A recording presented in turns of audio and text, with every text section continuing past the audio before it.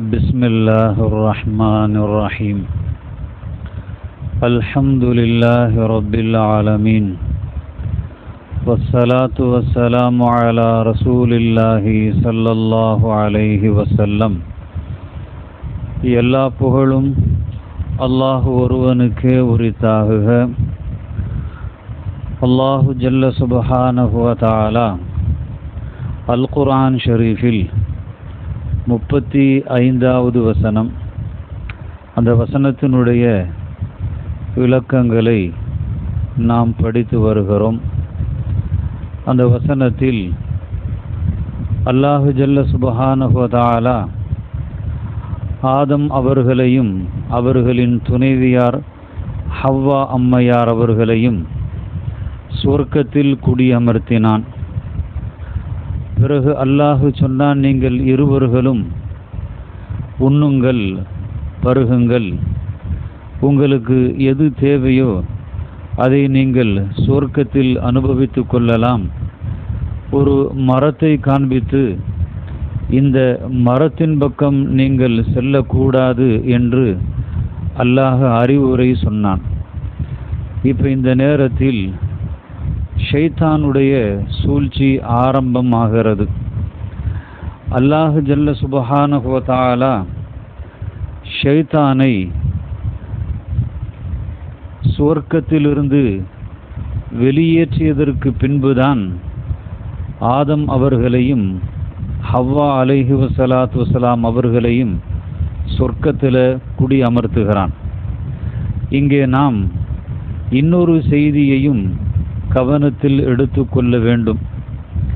சொர்க்கத்திற்கு போகும் முன்பாகவே உங்களுடைய பகிரங்க விரோதி ஷைத்தான் என்று இறைவன் எச்சரித்து விட்டிருந்தான்.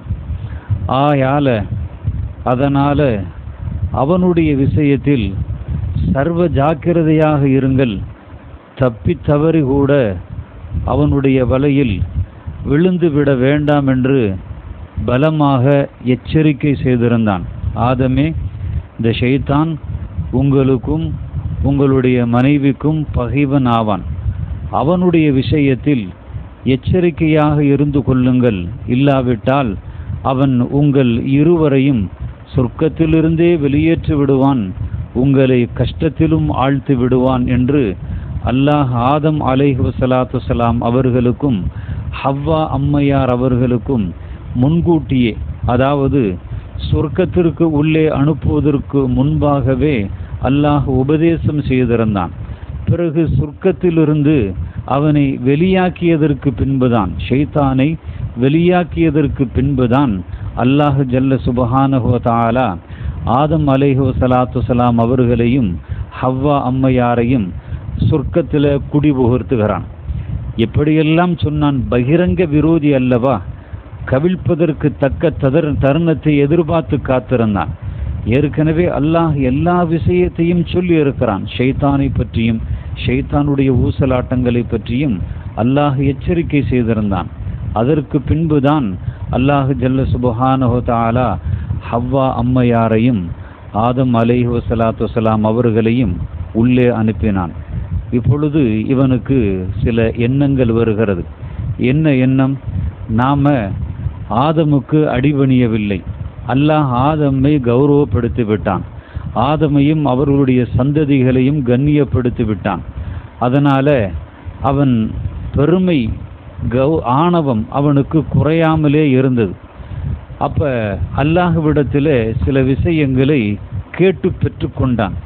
அதாவது எப்படி அவன் கேட்டு பெற்றுக்கொண்டான் என்று சொன்னால், நான் சில அவகாசங்களை உன்னிடத்தில் கேட்கிறேன், நான் ஆதமை எல்லா இடங்களிலும் அங்கே வந்து நான் வழிகெடுப்பேன் என்று அல்லாஹ் ஜல்ல சுப்ஹானஹு வ தஆலாவிடத்திலே அவன் சில விஷயங்களை கேட்கிறான். அதாவது அதை ஹதீஸின் வாயிலாக விரிவாக நாம் பார்க்கின்ற பொழுது, இறங்கிவிடு, இங்கிருந்து கொண்டே பெருமை அடிக்கிறாயா, வெளியே போய்விடு, இழிவை அள்ளி கொள்பவர்களில் ஒருவனாக, சபிக்கப்பட்டவனாக நீ ஆகிவிட்டாய் என்று அல்லாஹ் அவனை சொர்க்கத்திலிருந்து வெளியாக்கி விட்டான். அப்போ அவன் இப்படி கேட்டான், எழுப்பப்படும் நாள் வரை எனக்கு அவகாசம் அளிப்பாயாக என்று அவன் கேட்டுக்கொண்டான். நீ கேட்ட அவகாசம் உனக்கு கொடுக்கப்படும் என்று அல்லாஹ் சொன்னான். நான் வழிகட்டு போனதற்கு நீதான் காரணம் என்பதனால் உன்னுடைய நேர்வழியில் உட்கார்ந்து கொண்டு இவர்களை மேலே செல்ல விடாமல் தடுத்து கொண்டு இருப்பேன். முன்னாலிருந்தும் பின்னாலிருந்தும் வலப்பக்கத்திலிருந்தும் இடப்பக்கத்திலிருந்தும் அவர்களை வளைத்து கொள்வேன். அவர்களில் பெரும்பாலோர் நன்றி கெட்டவர்களாக இருப்பதையே நீ பார்க்க போகிறாய் என்று அல்லாஹ்விடத்திலே அவன் மறுபடியும் சவால் விட்டான்.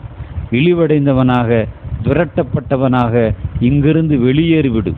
உன்னை பின்பற்றுவோரையும் உங்கள் யாவரையும் கொண்டு நரகத்தை நிரப்புவேன் என்று அல்லாஹ் ஜல்ல சுப்ஹானஹு தஆலா ஷைத்தானை, இபிலீஸை கோபமாக சொல்லிவிட்டான் என்று அல் குர்ஆன் ஷரீஃப் 7வது அத்தியாயம் 12 அதிலிருந்து 18 வரை சில வசனங்களை அல்லாஹ் நமக்கு சொல்லி தருகிறான்.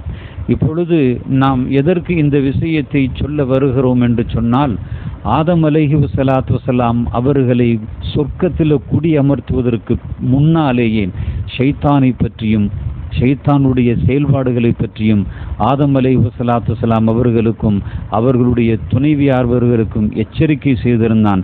நிச்சயமாக அவன் வழிகெடுக்கக்கூடியவன், நீங்கள் அவனுடைய வலையில் வீழ்ந்துவிடக் கூடாது என்ற அந்த செய்தியை சொல்லித்தான் ஆதம் அலைஹிஸ்ஸலாத்து வஸலாம் அவர்களையும் ஹவ்வா அம்மையாரையும் குடி அமர்த்தினான்.